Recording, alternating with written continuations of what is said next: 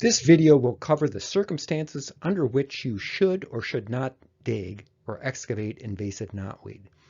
It also discusses how to handle the live plant parts left after your excavations. This video does not discuss using heavy equipment for excavating knotweed crowns. Companies in the United Kingdom have much more experience with this than we do in the US, and the practice of excavating knotweed rhizomes is quite heavily regulated there. There are several sources from the UK that cover mechanized knotweed excavation. The target of any excavation or digging operation is the crown. The crown is that part of the below-ground rhizome where a bunch of buds form and out of which a grouping of stems grows. By removing the crown, you do two things. First, you eliminate an existing or future source for photosynthesis, and second, you destroy a large storehouse of carbohydrates. With the method I recommend here, heavy equipment isn't necessary for excavation. In fact, if you approach the job properly, a simple tool is all you need. This is a cutting spade from green shoots. This spade, as you can see, has a nice sharp cutting edge, perfect for slicing through roots and rhizomes. A spade or shovel like this will serve you well if you follow the process outlined here. Here you see that spade in action. This clip shows how easy it is to excavate small knotweed stems. As you can see, the rhizome section that breaks off is about an inch thick. With the proper tool, digging can be very effective. But before we go further into excavation, I should talk about situations where I don't recommend you dig. First, don't do it over utilities. And second, don't excavate near waterways or in erosion-prone areas. If you are unsure whether utilities are located under any part of the knotweed infestation, just call 811 anywhere in the US. Your utilities will be marked with flags, and you can easily avoid digging in the marked locations. Secondly, I don't recommend excavating near waterways. Excavation near waterways such as this one could lead to massive amounts of erosion. Invasive knotweed often forms a monoculture, and if you remove that monoculture, there is nothing left to hold that soil. Even if you secure all the knotweed waste from your excavation, erosion of soil is still a huge problem. A treatment with an aquatic-approved herbicide will be far less harmful to a water body than having large amounts of topsoil wash into it. The three situations where I do recommend excavating are these. First, in the first year following a successful series of chemical treatments. Second, before chemical treatments where isolated knotweed stems are in bad locations. And third, where you have a small patch and you don't want to use herbicides. Let's look at that first situation. Why wait until after a successful herbicide treatment before excavating? It's pretty simple. A successful treatment can dramatically reduce the number of stems that are alive after 1 year. Thus, a treatment dramatically reduces the amount of work you have to do.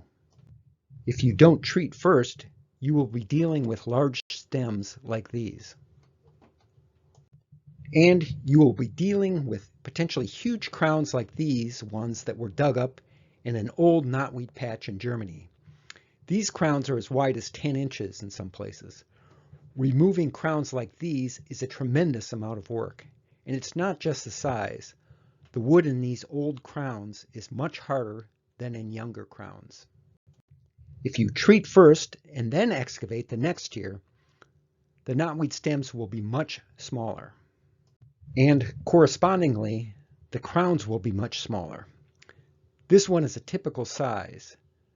Just as importantly, the wood in the rhizome will be softer and easy to slice through with your digging implement. If you did treatments the year before, don't start digging in the early spring. For example, this stem was treated the season before. Although you can see a bud that appears ready to sprout, don't excavate this crown quite yet. Give the herbicide you applied the previous season some time to work. It is likely that this entire crown will die. If you treated the previous season, I would wait until the green stems are about 6 inches tall before excavating. Here's the second instance where I would recommend digging. If it's spring and it's too early to treat the knotweed stand with herbicide, you might consider doing selective excavations. For example, you might excavate knotweed stems located some distance from the main stand or located next to structures or walkways. A final instance where you might consider digging is when you don't want to use herbicides at all. If you are in this situation, here's what I would recommend. Early in the spring, work on the most remote knotweed crowns first. Then begin on the periphery of the main patch and move toward the center of it. If at some point you feel like the task is too big to complete, no harm has been done. Either you can do the digging in stages over a period of years, or you can switch and treat the remaining patch with herbicide later in the growing season. Once you have had a year of successful herbicide treatments, there are two options you can employ. The first is to excavate in the spring, let the knotweed patch recover, and then treat in the fall. With this option, the reason you should stop excavating by summer is that you want the knotweed to have enough foliage to treat in the fall. With the second option, where you don't use herbicides at all after the first year of treatments, just keep excavating anytime you see a knotweed stem coming up out of the ground. Once you have dug up the crowns, you need to use special care in the handling of the excavated plant matter. Even small pieces of the rhizome can reroot.